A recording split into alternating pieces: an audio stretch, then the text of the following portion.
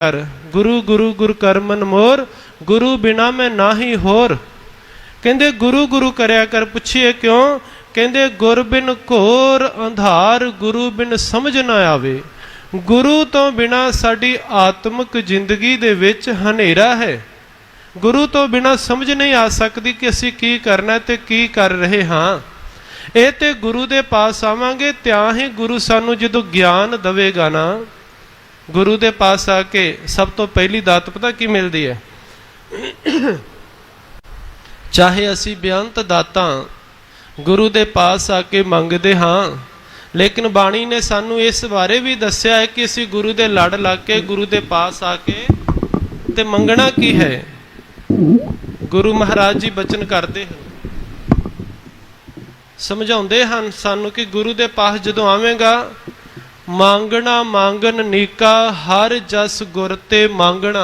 कहते जे गुरु दे पास आके कुछ मंगन ही रहा ना, ते सब तो पहलों गुरु दा जस मंगी, गुरु दी वडियाई मंगी, गुरु दे गुण मंगी। क्योंकि गुर बिन घोर अंधार, गुरु बिन समझ ना आवे। गुरु तो बिना जिंदगी च हनेरा ही हनेरा है। कादा हनेरा? अज्ञानता दा हनेरा है। गुरु तो बिना जिंदगी जीवन का ढंग सानू समझ नहीं आवेगा। असी दुनिया दे दसे मार्ग ते तुरांगे। किसी ने आख्या वर्त रख लो, किसी ने आख्या मौन वर्त धारण कर लो, किसी ने आख्या सुचता रख लो, किसी ने आख्या घर बार का त्याग कर दवो। इस तरीके असी लोग संसार दे लोग भटकना च पए सन। क्यों? क्योंकि गुरु वाले नहीं सन, गुरु का ज्ञान नहीं सी। ते ही तां बचन गुरु नानक पातशाह दे प्रति भाई गुरदास जी करते हैं। कहते सतगुरु नानक प्रगटिया मिट्टी धुंध जग चानण होआ। हुण हनेरा थोड़ी सीगा कि संसार दे विच कि हनेरे नूं दूर करन वास्ते ते सूरज चढ़दा है, सूरज चढ़न नाल रात दूर हुंदी है ते दिन चढ़ जांदा है। लेकिन भाई गुरदास जी कहते नहीं, गुरु तो पहला हनेरा सीगा। काहदा हनेरा? अज्ञानता दा हनेरा, अज्ञानता दा हनेरा। हुण हनेरे दे नाल वेखो जिथे हनेरा हुंदा है ना, पहली गल ते सानू हनेरे च अपनी ही रखी कोई चीज़ दिखदी नहीं है, दिसदी नहीं है कि चीज़ केड़ी किथे पई है। दूजी गल हनेरे विच बंदा ठोकरां खांदा है, हनेरे च खड्डियां च डिगदा है, हनेरे च इंज कह लईए दुख ही पाउंदा है। ते भाई गुरदास जी कहंदे गुरु तो बिना जिंदगी च इहो जिहा हनेरा सी, उस हनेरे नूं गुरु ने दूर किया है। ते बचन कीते गुर बिन घोर अंधार, जो भट्ट सेवाना दे बचन सन। गुर बिन घोर अंधार, गुरु बिन समझ ना आवे। समझ की नहीं आउंदी कि जिंदगी किवें जीउणी है, भगती किवें करनी है, सेवा किवें करनी है। ये गुरु तो बिना गल समझ च नहीं सी आ रही। ते मेरे सतगुरु जी ने उत्थे बड़े प्यारे बचन कीते। कहन लगे है भाई, गुरु नानक पातशाह का जिहड़ा प्रकाश है वो इस धरती दे उत्ते इंज है किवें? सतगुरु नानक प्रगटिया मिट्टी धुंध जग चानण होआ। कहन लगे गुरु नानक देव महाराज इस संसार दे उत्ते आए। जदों संसार दे उत्ते आए ते सच जाणियो अज्ञानता दे हनेरे दा विनाश हो गया। मिट्टी धुंध, धुंध का अर्थ है हनेरा ही। तो जदों हुण सियाल आ रहे हैं, सर्दियां आ रही हैं, सर्दियां दे विच धुंध ओस कोहरा पैना आरंभ हुंदा है। ते सच जाणियो धुंध जिहड़ी है ना, वो हनेरे तो भी खतरनाक हुंदी है। सारे साल दे विच सब तो वध जिहड़े एक्सीडेंट हैं ना, वो दिसंबर या जनवरी च हुंदे हैं। क्यों? क्योंकि इन्हां दिनां च कोहरा पैंदा, धुंध पैंदी है ते लाइटां भी काम नहीं करदियां। अधिकतर एक्सीडेंट इन्हां दिनां च ज़्यादा हुंदे हन। ते सतगुरु जी कहते गुरु नानक देव महाराज जी का जिहड़ा प्रकाश सी इस धरती दे उत्ते, वो इंज सीगा कि जिवें ज्यों कर सूरज निकलिया तारे छपे अंधेर पलोआ। गुरु नानक पातशाह दे प्रकाश दे नाल ही इस संसार दे उत्ते चानण हो गया। काहदा चानण? ज्ञान दा। ज्ञान दा चानण होण दे नाल कर्म कांडी रूप हनेरा जिहड़ा सीगा वो दूर हो गया। विषय विकार या भरमा रूपी जिहड़ा हनेरा सीगा वो दूर हो गया। इवें दूर होया जिवें ज्योंकर सूरज निकलिया तारे छपे हनेर पलोआ। जिवें सूरज चढ़न दे नाल तारे छिप जाते हैं, हनेरा दूर हो जाता है। ਐਵੇਂ ਗੁਰੂ ਨਾਨਕ ਪਾਤਸ਼ਾਹ ਦੇ ਪ੍ਰਕਾਸ਼ ਹੋਣ ਨਾਲ ਇਸ ਧਰਤੀ ਦੇ ਉੱਤੇ ਪਾਖੰਡਾਂ ਦਾ, ਵਹਿਮਾਂ ਭਰਮਾਂ ਦਾ ਨਾਸ ਹੋ ਗਿਆ। ਜਿਹੜਾ ਸਭ ਤੋਂ ਵੱਡਾ ਭਰਮ ਸੂਤਕ ਦਾ, ਸਭ ਤੋਂ ਵੱਡਾ ਭਰਮ ਜਨੇਊ ਦਾ, ਸਭ ਤੋਂ ਵੱਡਾ ਭਰਮ ਜਾਤ ਪਾਤ ਦਾ ਸੀਗਾ, ਸਤਿਗੁਰੂ ਜੀ ਨੇ ਉਹਨਾਂ ਦੇ ਉੱਤੇ ਕਰਾਰੀ ਚੋਟ ਮਾਰੀ। ਤੇ ਸਤਿਗੁਰੂ ਜੀ ਕਹਿੰਦੇ ਐਵੇਂ ਨਹੀਂ, ਗੁਰੂ ਨਾਨਕ ਪਾਤਸ਼ਾਹ ਜੀ ਜਿੱਥੇ ਉਪਦੇਸ਼ ਦਿੰਦੇ ਸਨ, ਸੱਚ ਦਾ ਹੋਕਾ ਦਿੰਦੇ ਸਨ, ਸਤਿਗੁਰੂ ਜੀ ਦੇ ਸਾਹਮਣੇ ਕੋਈ ਟਿਕਦਾ ਨਹੀਂ ਸੀਗਾ। ਗੁਰੂ ਨਾਨਕ ਪਾਤਸ਼ਾਹ ਦੇ ਉਪਦੇਸ਼ ਦੇ ਸਾਹਮਣੇ ਕੋਈ ਟਿਕਦਾ ਨਹੀਂ ਸੀ। ਭਾਈ ਗੁਰਦਾਸ ਜੀ ਸ਼ੇਰ ਦੇ ਨਾਲ ਤੁਲਨਾ ਕਰਦੇ ਨੇ, ਕਹਿੰਦੇ ਸਿੰਘ ਬੁੱਕੇ ਮਿਰਗਾਵਲੀ ਭੰਨੀ ਜਾਏ ਨਾ ਧੀਰ ਧਰੋਆ। ਕਹਿੰਦੇ ਜਿਵੇਂ ਜੰਗਲ ਦੇ ਵਿੱਚ ਸ਼ੇਰ ਬੁੱਕਦਾ ਹੈ ਨਾ, ਤੇ ਜੰਗਲ ਦੇ ਹਿਰਨ ਮਿਰਗ ਜਿਹੜੇ ਹਨ ਉਹ ਆਵਾਜ਼ ਸੁਣ ਕੇ ਹੀ ਭੱਜ ਜਾਂਦੇ ਹਨ, ਨੱਸ ਜਾਂਦੇ ਨੇ, ਸ਼ੇਰ ਦੇ ਪਾਸ ਕੋਈ ਨਹੀਂ ਆਉਂਦਾ। ਐਵੇਂ ਗੁਰੂ ਨਾਨਕ ਪਾਤਸ਼ਾਹ ਨੇ ਜਿੱਥੇ ਸੱਚ ਦਾ ਹੋਕਾ ਦਿੱਤਾ, ਸੱਚ ਦੀ ਆਵਾਜ਼ ਬੁਲੰਦ ਕੀਤੀ, ਵਹਿਮਾਂ ਭਰਮਾਂ 'ਚ ਪਾਉਣ ਵਾਲੇ ਕਰਮਕਾਂਡੀ ਲੋਕ ਗੁਰੂ ਨਾਨਕ ਪਾਤਸ਼ਾਹ ਤੋਂ ਕੋਹਾਂ ਦੂਰ ਹੋ ਗਏ, ਗੁਰੂ ਨਾਨਕ ਪਾਤਸ਼ਾਹ ਤੋਂ ਦੂਰ ਹਟ ਗਏ, ਭੱਜ ਗਏ। ਜੇਕਰ ਆਪਣੇ ਆਪ ਨੂੰ ਸਮੇਂ ਦਾ ਗੁਰੂ ਖਵਾਉਣ ਵਾਲਾ ਪੰਡਤ ਵੀ ਗੁਰੂ ਨਾਨਕ ਪਾਤਸ਼ਾਹ ਦੀ ਸ਼ਰਨ 'ਚ ਆਉਂਦਾ ਹੈ ਤੇ ਕਹਿੰਦਾ ਹੈ, ਆ ਬਾਲਕ ਤੇਰੇ ਗਲ ਦੇ ਵਿੱਚ ਮੈਂ ਜਨੇਊ ਪਾਵਾਂ। ਸਤਿਗੁਰੂ ਜੀ ਨੇ ਪੁੱਛਿਆ ਕਿਉਂ? ਕਹਿੰਦੇ ਇਹਦੇ ਪਾਉਣ ਨਾਲ ਤੂੰ ਧਰਮੀ ਹੋ ਜਾਵੇਂਗਾ। ਸਤਿਗੁਰੂ ਜੀ ਨੇ ਆਖਿਆ ਸਭ ਤੋਂ ਵੱਡਾ ਜਿਹੜਾ ਤੁਹਾਡਾ ਜਾਲ ਹੈ ਨਾ, ਜਾਤ ਪਾਤ ਦਾ ਕੋੜ ਜਿਹੜਾ ਹੈ, ਉਹ ਇਸ ਸੂਤਕ ਤੋਂ, ਇਸ ਜਨੇਊ ਤੋਂ ਆਰੰਭ ਹੁੰਦਾ ਹੈ। ਸੱਚ ਹੈ ਕਿ ਜਿਹਦੇ ਗਲੇ ਵਿੱਚ ਇੱਕ ਵਾਰੀ ਪੰਡਤ ਬ੍ਰਾਹਮਣ ਜਨੇਊ ਪਾ ਦਿੰਦਾ ਸੀਗਾ, ਉਹ ਇਹੀ ਕਹਿੰਦਾ ਸੀਗਾ ਕਿ ਅੱਜ ਤੋਂ ਬ੍ਰਾਹਮਣ ਪੰਡਤ ਮੇਰਾ ਗੁਰੂ ਹੈ, ਗੁਰੂ ਹੈ। ਤੇ ਭਗਤਾਂ ਨੇ ਤਾਂ ਜੇ ਆਖਿਆ ਨਾ, ਬਾਮਨ ਗੁਰੂ ਹੈ ਜਗਤ ਕਾ ਭਗਤਨ ਕਾ ਗੁਰ ਨਾਹਿ। ਕਹਿੰਦੇ ਹੇ ਬਾਮਨ ਜੀ, ਹੇ ਪੰਡਤ ਜੀ, ਤੁਸੀਂ ਜਗਤ ਦੇ ਗੁਰੂ ਹੋ ਸਕਦੇ ਹੋ, ਕਿਉਂਕਿ ਜਿਨ੍ਹਾਂ ਦੇ ਗਲ 'ਚ ਤੁਸੀਂ ਜਨੇਊ ਪਾ ਲਿਆ ਉਹਨਾਂ ਨੂੰ ਆਪਣਾ ਗੁਲਾਮ ਬਣਾ ਲਿਆ। ਹੁਣ ਤੁਸੀਂ ਜੋ ਕਹੋਗੇ ਉਹੀ ਤੁਹਾਡੇ ਜਜਮਾਨ ਜਿਹੜਾ ਹੈ ਕਰਨਗੇ। ਉਂਝ ਹੀ ਆਪਣੀ ਜ਼ਿੰਦਗੀ ਨੂੰ ਬਤੀਤ ਕਰਦੇ ਹਨ। ਉਹਨਾਂ ਦੇ ਘਰ ਕੋਈ ਬੱਚਾ ਜਨਮੇ ਤਾਂ ਪੰਡਤ ਦੇ ਪਾਸ, ਬ੍ਰਾਹਮਣ ਪਾਸ ਜਾਣਾ, ਵਿਆਹ ਸ਼ਾਦੀ ਰੱਖਣਾ, ਕੋਈ ਮੁਹੂਰਤ ਕਢਾਉਣਾ ਤਾਂ ਪੰਡਤ ਪਾ, ਬ੍ਰਾਹਮਣ ਪਾਸ ਜਾਣਾ। ਕੋਈ ਵੀ ਕੰਮ ਉਹ ਤੋਂ ਬਿਨਾਂ ਪੁੱਛੇ ਨਹੀਂ ਸਨ ਕਰਦੇ। ਤੇ ਜਿਵੇਂ ਉਹਨੇ ਕਹਿਣਾ ਉਵੇਂ ਵਹਿਮਾਂ ਭਰਮਾਂ 'ਚ ਇਹ ਜੀਵ ਲੁਕਾਈ ਪਈ ਹੋਈ ਸੀਗੀ। ਲੇਕਿਨ ਗੁਰੂ ਨਾਨਕ ਪਾਤਸ਼ਾਹ ਨੇ ਆਖਿਆ ਨਹੀਂ, ਤੇਰਾ ਜਨੇਊ ਮੈਨੂੰ ਪ੍ਰਵਾਨ ਨਹੀਂ, ਕਿਉਂਕਿ ਇਹ ਜਨੇਊ ਤੇਰਾ ਵੰਡੀਆਂ ਪਾਉਂਦਾ ਹੈ। ਜਨੇਊ ਦੇ ਕਾਰਨ ਹੀ ਜਾਤ ਪਾਤ ਦਾ ਕੋੜ ਇਸ ਸੰਸਾਰ 'ਚ ਪਿਆ ਹੈ। ਜਨੇਊ ਪਾ ਕੇ ਤੂੰ ਕਿਸੇ ਨੂੰ ਬ੍ਰਾਹਮਣ, ਕਿਸੇ ਨੂੰ ਖੱਤਰੀ, ਕਿਸੇ ਨੂੰ ਵੈਸ ਬਣਾ ਦੇਣਾ ਹੈ। ਲੇਕਿਨ ਅਵਲ ਅੱਲਾ ਨੂਰ ਪਾਇਆ ਕੁਦਰਤ ਕੇ ਸਭ ਬੰਦੇ, ਏਕ ਨੂਰ ਤੇ ਸਭ ਜਗ ਉਪਜਿਆ ਕੌਣ ਭਲੇ ਕੋ ਮੰਦੇ। ਗੁਰੂ ਨਾਨਕ ਦੇਵ ਦੇ ਘਰੋਂ ਤੇ ਇਹ ਆਵਾਜ਼ ਆ ਰਹੀ ਸੀਗੀ ਕਿ ਇੱਕ ਨੂਰ ਤੋਂ ਸਭ ਜਗਤ ਪੈਦਾ ਹੋਇਆ ਹੈ, ਕੋਈ ਮਾੜਾ ਤੇ ਕੋਈ ਚੰਗਾ ਨਹੀਂ। ਆਪਣੇ ਕਰਮਾਂ ਕਰਕੇ ਜ਼ਰੂਰ ਹੋ ਸਕਦਾ ਕਿਸੇ ਘਰ ਜਨਮ ਲੈ ਕੇ ਕੋਈ ਸ਼ੂਦਰ ਤੇ ਕੋਈ ਬ੍ਰਾਹਮਣ ਨਹੀਂ ਬਣਦਾ। ਲੇਕਿਨ ਸੱਚ ਤਾਂ ਇਹ ਸੀਗਾ ਕਿ ਜਿਹਦੇ ਗਲੇ 'ਚ ਇੱਕ ਵਾਰੀ ਜਨੇਊ ਪਾ ਦਿੱਤਾ ਉਹਨੂੰ ਆਪਣਾ ਪੰਡਤ ਬ੍ਰਾਹਮਣ ਗੁਲਾਮ ਬਣਾ ਲੈਂਦਾ ਸੀ। ਪੰਡਤ ਚਾਹੁੰਦਾ ਸੀਗਾ ਕਿ ਮੈਂ ਵੀ ਗੁਰੂ ਨਾਨਕ ਪਾਤਸ਼ਾਹ ਨੂੰ ਆਪਣਾ ਗੁਲਾਮ ਬਣਾ ਲਵਾਂ, ਜਿਵੇਂ ਹਿੰਦੁਸਤਾਨ ਦੀ ਧਰਤੀ ਨੂੰ ਗੁਲਾਮ ਬਣਾਇਆ। ਲੇਕਿਨ ਗੁਰੂ ਨਾਨਕ ਪਾਤਸ਼ਾਹ ਜੀ ਕਹਿੰਦੇ ਨਹੀਂ, ਮੈਂ ਤੇਰਾ ਗੁਲਾਮ ਬਣਨ ਵਾਸਤੇ ਨਹੀਂ ਆਇਆ। ਮੈਨੂੰ ਪਤਾ ਹੈ ਤੂੰ ਜਿਹਦੇ ਗਲੇ 'ਚ ਇੱਕ ਵਾਰੀ ਜਨੇਊ ਪਾਲਤਾ ਉਹ ਤੇਰਾ ਗੁਲਾਮ ਬਣ ਜਾਂਦਾ ਹੈ, ਤੇਰੇ ਅਧੀਨ ਹੋ ਜਾਂਦਾ ਹੈ। ਮੈਨੂੰ ਤੇਰਾ ਇਹੋ ਜਿਹਾ ਜਨੇਊ ਪ੍ਰਵਾਨ ਨਹੀਂ। ਤੇ ਮਾਲਕ ਨੇ ਆਖਿਆ ਜੇ ਜਨੇਊ ਪਾਉਣਾ ਹੀ ਤੇ ਇਹ ਜਨੇਊ ਪਾ, ਦਇਆ ਕਪਾਹ ਸੰਤੋਖ ਸੂਤ ਜਤ ਗੰਢੀ ਸਤ ਵਟ, ਇਹ ਜਨੇਊ ਜੀ ਕਾ ਹੈ ਤਾਂ ਪਾਂਡੇ ਕੱਤ। ਇਹਦਾ ਮਤਲਬ ਪਤਾ ਕੀ ਹੈ ਕਿ ਹੇ ਪੰਡਤ ਜੀ, ਜਿਸ ਜਨੇਊ ਨੂੰ ਬਣਾਉਣ ਵਾਸਤੇ ਤੂੰ ਕਪਾਹ ਲੈ ਕੇ, ਕਪਾਹ ਤੋਂ ਤੰਦ ਤਿਆਰ ਕਰਕੇ, ਧਾਗਾ ਤਿਆਰ ਕਰਕੇ, ਵੱਟ ਚਾੜ ਕੇ, ਗੰਢਾਂ ਦੇ ਕੇ ਜਨੇਊ ਬਣਾ ਕੇ ਗਲੇ 'ਚ ਪਾਉਣਾ ਨਾ, ਮੈਨੂੰ ਧਾਗੇ ਵਾਲਾ ਜਨੇਊ ਪ੍ਰਵਾਨ ਨਹੀਂ। ਤੇਰੇ ਇਸ ਜਨੇਊ ਦੇ ਵਿੱਚ ਮੈਨੂੰ ਦਇਆ ਨਹੀਂ ਦਿਖਦੀ, ਸਾਰੇ ਜੀਵਾਂ ਤੇ ਦਇਆ ਨਹੀਂ ਦਿਖਦੀ। ਮੈਨੂੰ ਇਸ ਜਨੇਊ ਵਿੱਚ ਜਤ ਨਹੀਂ ਦਿਖਦਾ, ਸਤ ਨਹੀਂ ਦਿਖਦਾ। ਇਸ ਕਰਕੇ ਜੇ ਜਨੇਊ ਪਾਉਣਾ ਹੀ ਦਇਆ ਕਪਾਹ, ਕਪਾਹ ਦੇ ਥਾਂ ਦਇਆ ਵਰਤ।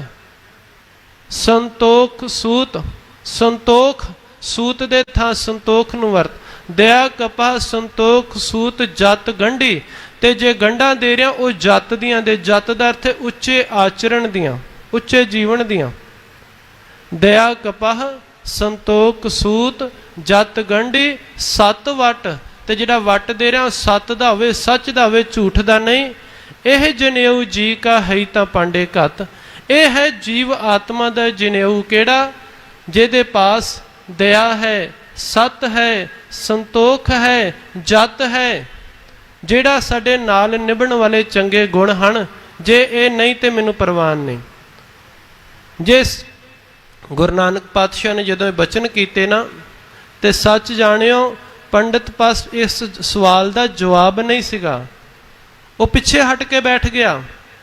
ਜਿਨੇ ਸਦੀਆਂ ਤੋਂ ਗੁਲਾਮ ਬਣਾਇਆ ਸੀ, ਇੱਕ ਹੀ ਹਥਿਆਰ ਵਰਤਦਾ ਸੀਗਾ ਪੰਡਤ, ਜਨੇਊ ਦਾ। ਜਨੇਊ ਗਲੇ 'ਚ ਪਾਤਾ ਤੇ ਗੁਲਾਮ ਬਣ ਗਿਆ। ਗੁਰਦੇਵ ਪਿਤਾ ਜੀ ਨੇ ਜਦੋਂ ਹੋਕਾ ਦਿੱਤਾ ਤੇ ਭਾਈ ਗੁਰਦਾਸ ਜੀ ਕਹਿੰਦੇ ਸਤਿਗੁਰੂ ਜੀ ਉਪਦੇਸ਼ ਐਵੇਂ ਦਿੰਦੇ ਸਨ ਜਿਵੇਂ ਜੰਗਲ ਵਿੱਚ ਸ਼ੇਰ ਬੁੱਕਦਾ ਸੀਗਾ ਤੇ ਕੋਈ ਪਾਸ ਨਹੀਂ ਆਉਂਦਾ, ਐਵੇਂ ਸਿੰਘ ਬੁੱਕੇ ਮਿਰਗਾਵਲੀ ਭੰਨੀ ਜਾਏ ਨਾ ਧੀਰ ਧਰੋਆ। ਕੋਈ ਸਤਿਗੁਰੂ ਜੀ ਦੇ ਪਾਸ ਨਹੀਂ ਸੀ ਹੁੰਦਾ। ਕਿਉਂ? ਕਿਉਂਕਿ ਉਹ ਕਰਮ ਕਾਂਡੀ ਜ਼ਿੰਦਗੀ ਲੈ ਕੇ ਘੁੰਮ ਰਹੇ ਸਨ। ਉਹ ਵਹਿਮਾਂ ਭਰਮਾਂ 'ਚ ਪਾ ਰਹੇ ਸਨ। ਉਹ ਕੂੜ ਦਾ ਪ੍ਰਚਾਰ ਕਰਦੇ ਸਨ, ਸਤਿਗੁਰੂ ਜੀ ਸੱਚ ਦਾ ਪ੍ਰਚਾਰ ਕਰਦੇ। ਤੇ ਸਤਿਗੁਰੂ ਜੀ ਦਾ ਪ੍ਰਚਾਰ ਸੰਸਾਰ ਦੇ ਵਿੱਚ ਫੈਲ ਗਿਆ। ਫੈਲਿਆ ਕਿਵੇਂ? ਸਤਿਗੁਰੂ ਜੀ ਕਹਿੰਦੇ ਘਰ ਘਰ ਕੀਰਤਨ, ਘਰ ਘਰ ਦੇ ਵਿੱਚ ਉਸ ਪਰਮਾਤਮਾ ਦੀ ਕੀਰਤੀ ਹੋਣ ਲੱਗ ਪਈ, ਪਰਮਾਤਮਾ ਦੀ ਸਿਫਤ ਸਲਾਹ ਹੋਣ ਲੱਗ ਪਈ। ਜਿੱਥੇ ਜਿੱਥੇ ਸਿੱਧ ਆਸਨ ਸਨ ਗੁਰੂ ਨਾਨਕ ਪਾਤਸ਼ਾਹ ਜੀ ਉੱਥੇ ਉੱਥੇ ਗਏ। ਤੇ ਅੱਜ ਵੀ ਨਾਨਕ ਮਤਾ ਸਾਹਿਬ ਜਿਹੜਾ ਹੈ ਨਾ, ਇਹ ਪਹਿਲਾਂ ਸਿੱਧਾਂ ਦਾ ਆਸਨ ਸੀਗਾ।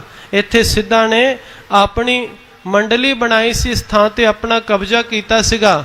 ਲੇਕਿਨ ਗੁਰੂ ਨਾਨਕ ਪਾਤਸ਼ਾਹ ਦੇ ਜਾਣ ਦੇ ਨਾਲ ਜਿੱਥੇ ਬਾਬਾ ਪੈਰ ਧਰੇ ਪੂਜਾ ਆਸਨ ਥਾਪਣ ਸੋਆ, ਸਿੱਧ ਆਸਨ ਸਭ ਜਗਤ ਦੇ ਨਾਨਕ ਆਦ ਮਤੇ ਜੇ ਕੋਆ। ਕਹਿੰਦੇ ਜਿੱਥੇ ਬਾਬਾ ਪੈਰ ਧਰੇ, ਬਾਬੇ ਨਾਨਕ ਦੇ ਚਰਨਾਂ 'ਚ ਇੰਨੀ ਪਾਵਰ ਸੀਗੀ, ਇੰਨੀ ਸ਼ਕਤੀ ਸੀ। ਜਿੱਥੇ ਬਾਬਾ ਨਾਨਕ ਆਪਣਾ ਚਰਨ ਧਰ ਦਿੰਦਾ ਸੀਗਾ, ਕਹਿੰਦੇ ਉਹ ਜਗ੍ਹਾ ਪੂਜਨ ਯੋਗ ਹੋ ਜਾਂਦੀ ਸੀਗੀ, ਪੂਜਨ ਯੋਗ।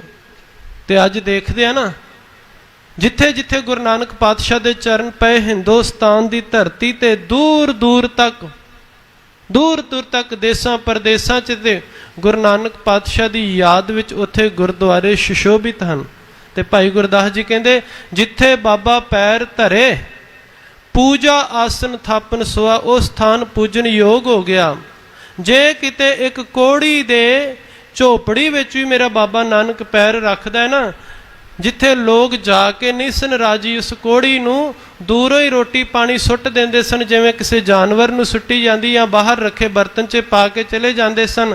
ਜਿਸ ਦਿਨ ਬਾਬਾ ਉਸ ਕੋੜੀ ਦੀ ਕੁੱਲੀ 'ਚ ਗਿਆ, ਉੱਥੇ ਜਾ ਕੇ ਨਾਮ ਜਪਿਆ, ਉਹਦਾ ਦੁੱਖ ਦੂਰ ਕੀਤਾ, ਸੱਚ ਜਾਣਿਓ ਉਹ ਕੋੜੀ ਦੀ ਕੁੱਲੀ ਵੀ, ਉਹ ਝੋਪੜੀ ਵੀ ਧਰਮਸਾਲ ਬਣ ਗਈ। ਉੱਥੇ ਵੀ ਦਿਨ ਰਾਤ ਹੋਵੇ ਕੀਰਤਨ ਸਦਾ ਵਸੋਆ। ਉੱਥੇ ਫਿਰ ਕੀਰਤਨ ਹੋਣ ਲੱਗ ਪਿਆ, ਉੱਥੇ ਦਿਨ ਰਾਤ ਮੇਲੇ ਲੱਗਣ ਲੱਗ ਪਏ, ਉੱਥੇ ਪਰਮਾਤਮਾ ਦੀ ਸਿਫਤ ਸਲਾਹ ਹੋਣ ਲੱਗ ਪਈ।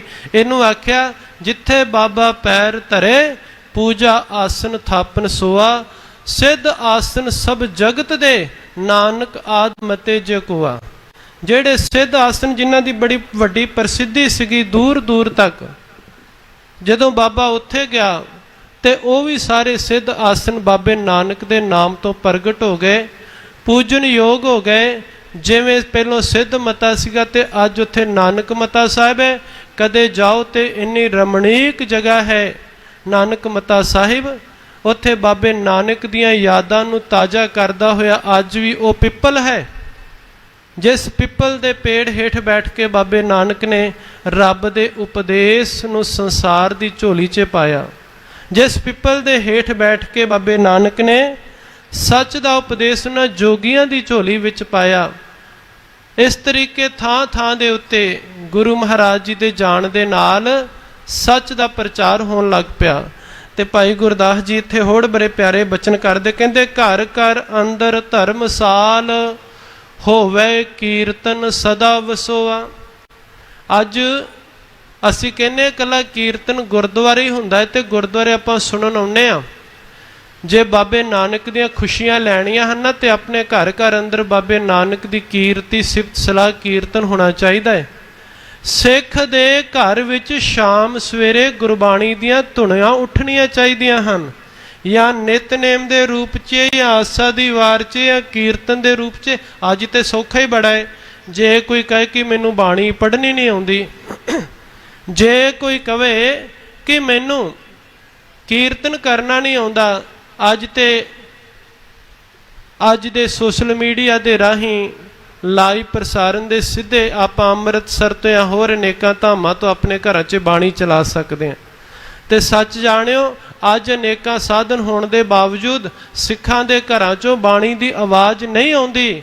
ਲੇਕਿਨ ਜਿਸ ਦਿਨ ਬਾਬੇ ਨਾਨਕ ਨੇ ਪ੍ਰਚਾਰ ਇਸ ਧਰਤੀ ਤੇ ਕੀਤਾ ਨਾ, ਜਿੱਥੇ ਜਿੱਥੇ ਬਾਬੇ ਦੇ ਚਰਨ ਪਏ, ਜਿਸ ਜਿਸ ਘਰ 'ਚ ਬਾਬਾ ਗਿਆ, ਭਾਈ ਗੁਰਦਾਸ ਜੀ ਕਹਿੰਦੇ ਘਰ ਘਰ ਹੋਵੇ ਕੀਰਤਨ। ਘਰ ਘਰ ਦੇ ਅੰਦਰ ਕੀਰਤਨ ਹੁੰਦਾ ਸੀ, ਪਰਮਾਤਮਾ ਦੀ ਸਿਫਤ ਸਲਾਹ ਹੁੰਦੀ ਸੀਗੀ। ਹਰ ਇੱਕ ਥਾਂ ਘਰ ਘਰ ਅੰਦਰ ਧਰਮਸਾਲ ਹੋਵੇ ਕੀਰਤਨ ਸਦਾ ਵਸੋਆ। ਘਰ ਘਰ ਵਿੱਚ ਕੀਰਤਨ ਹੋਣ ਲੱਗ ਪਿਆ ਸੀ। ਘਰ ਘਰ ਬਾਬੇ ਨਾਨਕ ਦੇ ਘਰਾਂ ਦੇ ਘਰ ਧਰਮਸਾਲ ਬਣ ਗਏ ਸਨ। ਧਰਮਸਾਲ ਦਾ ਅਰਥ ਧਰਮ ਕਮਾਉਣ ਵਾਲੀ ਜਗ੍ਹਾ। ਤੇ ਅੱਜ ਸਾਡੇ ਘਰਾਂ ਦੇ ਵਿੱਚੋਂ ਧਰਮ ਨਾਂ ਦੀਆਂ ਚੀਜ਼ਾਂ ਲੱਭਦੀਆਂ ਨਹੀਂ। ਮਾਫ ਕਰਿਓ, ਸਿੱਖ ਦਾ ਘਰ ਜਿਹੜਾ ਹੈ ਨਾ, ਇਹ ਸਿੱਖ ਦਾ ਘਰ ਨਹੀਂ, ਇਹ ਬਾਬੇ ਨਾਨਕ ਦਾ ਘਰ ਹੈ। ਤੇ ਬਾਬੇ ਨਾਨਕ ਦਾ ਘਰ ਜਿਹੜਾ ਹੈ ਉਹ ਧਰਮਸਾਲ ਹੋਣੀ ਚਾਹੀਦੀ ਹੈ। ਉੱਥੇ ਧਰਮ ਕਮਾਉਣ ਵਾਲਾ ਸਥਾਨ ਹੋਣਾ ਚਾਹੀਦਾ ਹੈ। ਕੋਈ ਲੋੜਵੰਦ ਆਵੇ, ਉਹਦੀ ਲੋੜ ਪੂਰੀ ਹੋਵੇ।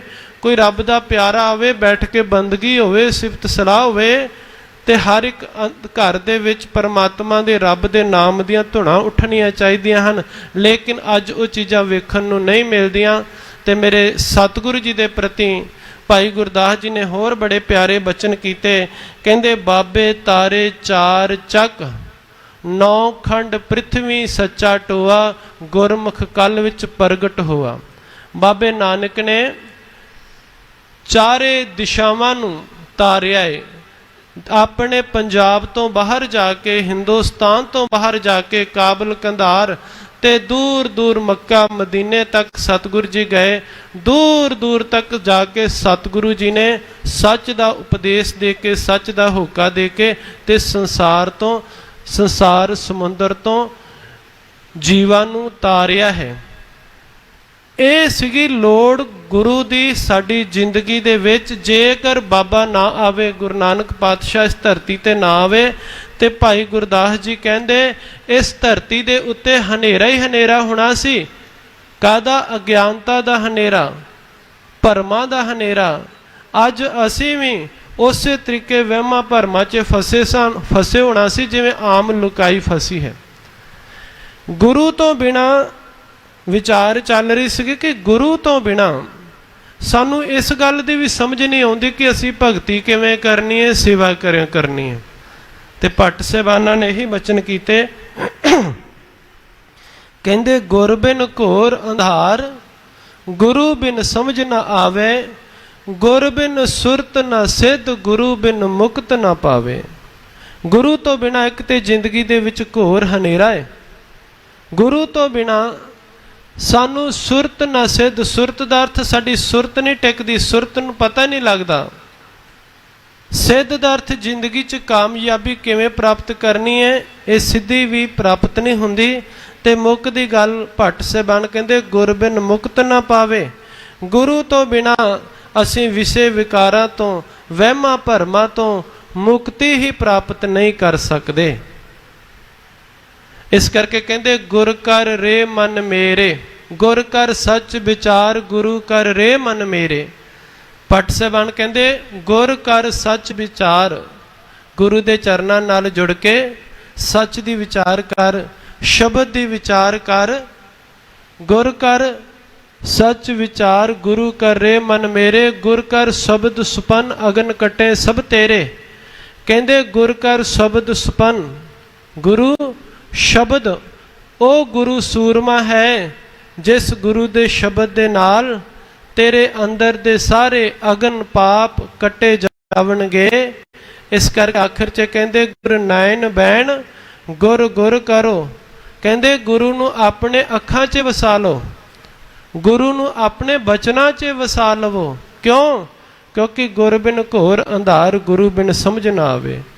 पट साहबान कहते गुर नैन बैण, नैन अखां नूं कहा गया है। कहते गुरु नूं अपनी अखां च वसा, तैनूं वेखण दी जाच आ जावे। अज असीं वेखदे तां हां, लेकिन वेखना की है ये साडियां अखां नूं अजे तक समझ नहीं आई। सतगुरु जी कहते गुर नाइन बैण, बैण दा अर्थ है बचन बोल। अपने बोलां विच भी गुरु नूं वसा, ताकि तेनों बोलण दी जाच आ जावे, तेनों मिठा बोलना आ जावे, तेनों सच बोलना आ जावे, तेरा कूड़ तो छुटकारा हो जावे। गुर नायन बैन गुर गुर करो, गुरु सत कब नल कह। भट्ट नल जी कहन लगे गुरु सत स्वरूप है, गुरु सदीवी होंद वाला है। ते आखिर च बड़े प्यारे बचन करदे, कहंदे जिन गुरु ना देखियो नाह कियो। जिन्हां ने गुरु नूं देखिया नहीं, गुरु दे दर्शन नहीं कीते, जेड़े दर्शन करन नाल दर्शन परसिया गुरु के जन्म मरण दुख जाए। देखण नाल विचारन नाल गुरु दे चरनां नाल जुड़न दे नाल साडे जन्म मरण दा गेट खत्म होना सी, साडे अंदरों वहमां भरमां दा नाश होना सी। पट साहबान कहंदे वो गल ना बनी। जिन्हां ने गुरु नूं देखिया नहीं उन्हां दा कदे जन्म मरण गेड़ खत्म नहीं होवेगा, वो कदे वहमां भरमां तो मुक्त नहीं होवणगे। जिन गुरु ना देखियो नाह कियो।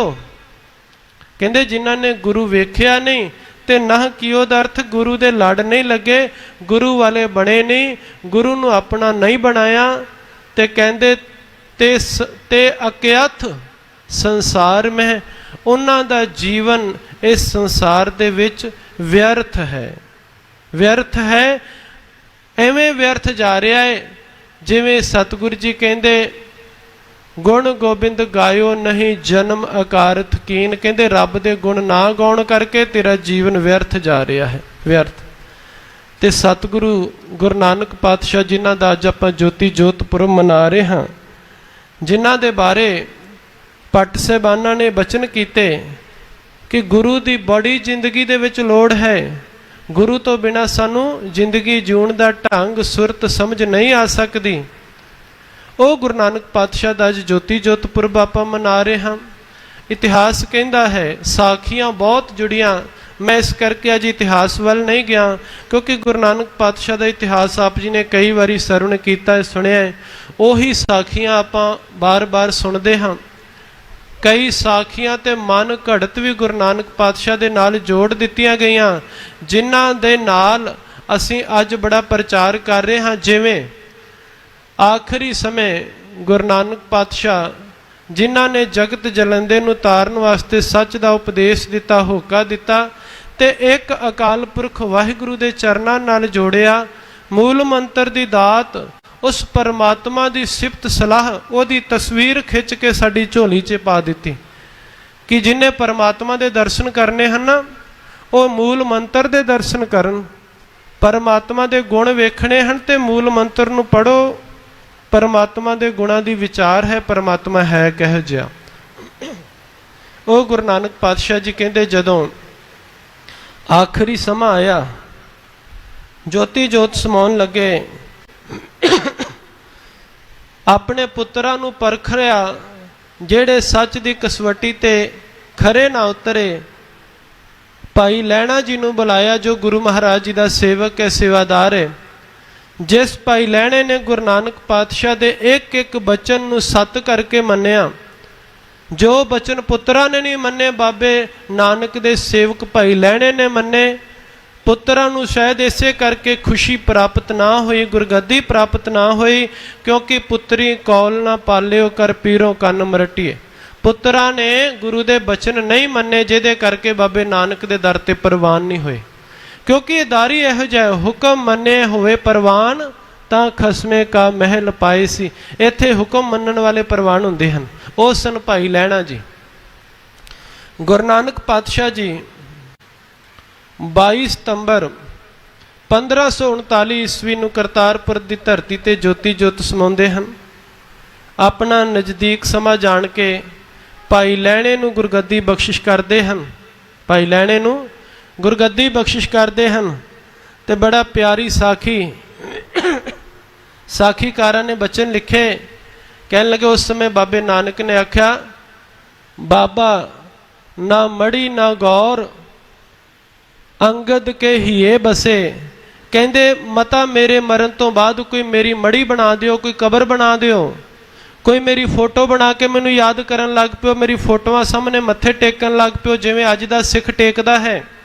ਇਹ ਬਾਬਾ ਨਾਨਕ ਮਨਾ ਕਰਕੇ ਗਏ, ਲੇਕਿਨ ਅੱਜ ਦੇ ਸਿੱਖ ਨੇ ਬਾਬੇ ਨਾਨਕ ਦੇ ਬੁੱਤ ਬਣਾ ਕੇ ਬਾਬੇ ਨੂੰ ਪੂਜਣਾ ਆਰੰਭ ਕਰ ਲਿਆ। ਬਾਬੇ ਨਾਨਕ ਦੀਆਂ ਫੋਟੋਆਂ ਲਗਾ ਕੇ ਬਾਬੇ ਨਾਨਕ ਨੂੰ ਪੂਜਣਾ ਆਰੰਭ ਕਰ ਦਿੱਤਾ। ਬਾਬੇ ਨਾਨਕ ਨੇ ਬਚਨ ਕੀਤੇ, ਗੁਰੂ ਦੇ ਬਚਨ ਹਨ, ਬੁੱਤ ਪੂਜ ਪੂਜ ਹਿੰਦੂ ਮੋਏ ਤੁਰਕ ਮੋਏ ਸਿਰਨਾਈ। ਅੱਜ ਸਿੱਖ ਵੀ ਬੁੱਤਾਂ ਦੀ ਪੂਜਾ 'ਚ ਲੱਗ ਗਿਆ। ਤਸਵੀਰ ਵੀ ਇੱਕ ਬੁੱਤ ਪੂਜਾ ਹੀ, ਇਹ ਤੋਂ ਵੱਧ ਕੇ ਨਹੀਂ। ਮਾਫ ਕਰਿਓ, ਬਾਬੇ ਨਾਨਕ ਨੇ ਆਖਿਆ ਸੀਗਾ, ਬਾਬਾ ਨਾ ਮੜੀ ਨਾ ਗੌਰ।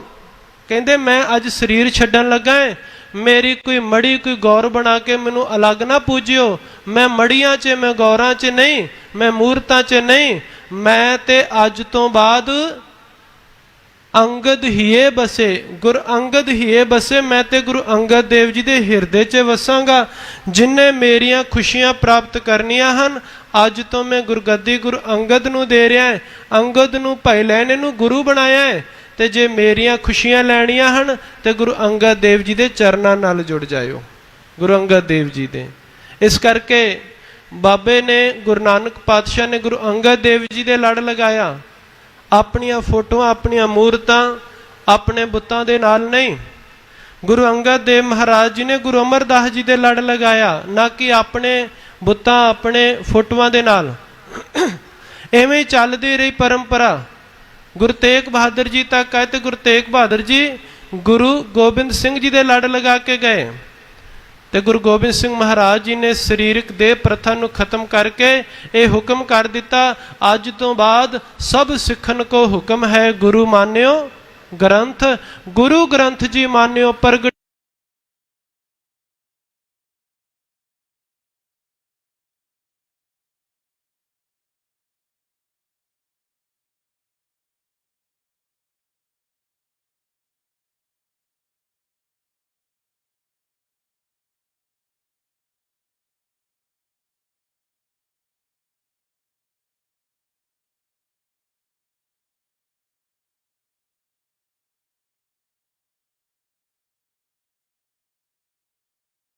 ਦੇ ਵਿੱਚ ਝਗੜਾ ਹੋ ਗਿਆ ਹਿੰਦੂ ਤੇ ਮੁਸਲਮਾਨਾਂ ਦੇ ਵਿੱਚ। ਮੁਸਲਮਾਨ ਕਹਿੰਦੇ ਹਨ ਬਾਬੇ ਨਾਨਕ ਦੇ ਸਰੀਰ ਨੂੰ ਅਸੀਂ ਆਪਣੇ ਧਰਮ ਦੇ ਮੁਤਾਬਕ ਦਫਨਾਉਣਾ ਹੈ, ਤੇ ਹਿੰਦੂ ਵੀਰ ਕਹਿੰਦੇ ਹਨ ਅਸੀਂ ਆਪਣੇ ਧਰਮ ਦੇ ਮੁਤਾਬਕ ਸੰਸਕਾਰ ਕਰਨਾ ਹੈ। ਤੇ ਕਹਿੰਦੇ ਕਿਸੇ ਨੇ ਚਾਦਰ ਚੁੱਕੀ ਤੇ ਥੱਲੇ ਸਰੀਰ ਨਹੀਂ ਸੀਗਾ, ਉਹ ਚਾਦਰ ਦੋਹਾਂ ਨੂੰ ਦੇ ਦਿੱਤੀ। ਮੁਸਲਮਾਨਾਂ ਨੇ ਉਹ ਚਾਦਰ ਆਪਣੇ ਪਰੰਪਰਾ ਨਾਲ ਤੇ ਹਿੰਦੂ ਵੀਰਾਂ ਨੇ ਆਪਣੇ ਪਰੰਪਰਾ ਨਾਲ ਸਾਂਭੀ। ਲੇਕਿਨ ਇਹ ਸੱਚ ਨਹੀਂ ਹੈ। ਜੇਕਰ ਇਹ ਵੇਖਿਆ ਜਾਵੇ ਤੇ ਉਸ ਸਮੇਂ ਜਿਸ ਗੁਰੂ ਨਾਨਕ ਪਾਤਸ਼ਾਹ ਨੇ ਗੁਰੂ ਅੰਗਦ ਦੇਵ ਜੀ ਨੂੰ ਗੁਰੂ ਬਣਾਇਆ, ਉਹ ਗੁਰੂ ਅੰਗਦ ਦੇਵ ਜੀ ਕਿੱਥੇ ਸਨ? ਬਾਬਾ ਬੁੱਢਾ ਜੀ ਕਿੱਥੇ ਸਨ? ਜਿਹੜੇ ਉਸ ਸਮੇਂ ਹਜ਼ਾਰਾਂ ਦੀ ਗਿਣਤੀ ਵਿੱਚ ਸਿੱਖ ਸਾਜੇ, ਉਹ ਕਿੱਥੇ ਸਨ?